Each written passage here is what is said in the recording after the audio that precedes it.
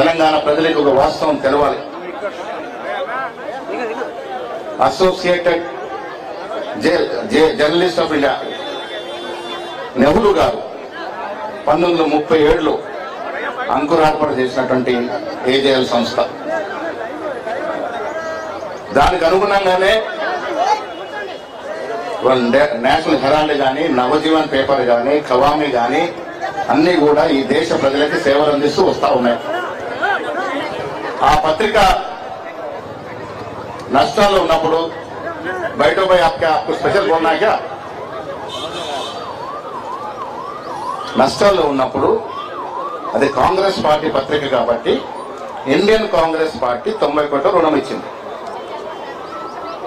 దీన్ని కొండంత ఘోరంత చేసి ఇక్కడ మనీ లాండరింగ్ జరిగిందని ఒక పూచితోని 2014లో బీజేపీ ప్రభుత్వం వచ్చినాడు మొదలుకొని ఇప్పటి వరకు గాంధీ కుటుంబాన్ని బాధ పెడుతూ వస్తా ఉన్నారు. మన పేపర్కి మనం అప్పించుకున్నాం. నేషనల్ హెరాల్డ్ అనేది కాంగ్రెస్ పార్టీ యొక్క పేపర్.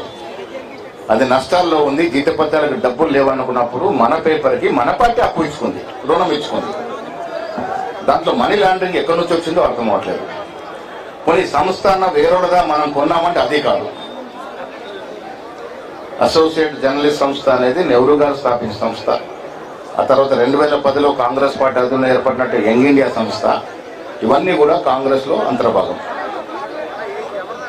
దాంట్లో గాంధీ కుటుంబ సభ్యులతో పాటు చాలా మంది వాటాదారులుగా ఉన్నారు.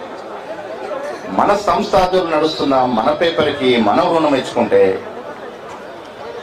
వేరొళ్ళ ప్రమేయం లేదు, వేరొళ్ళకు రూపాయి ఇచ్చింది లేదు, వేరే చోట రుణం తెచ్చుకుంది లేదు, వేరొళ్ళ డబ్బు వృధా చేసింది లేదు.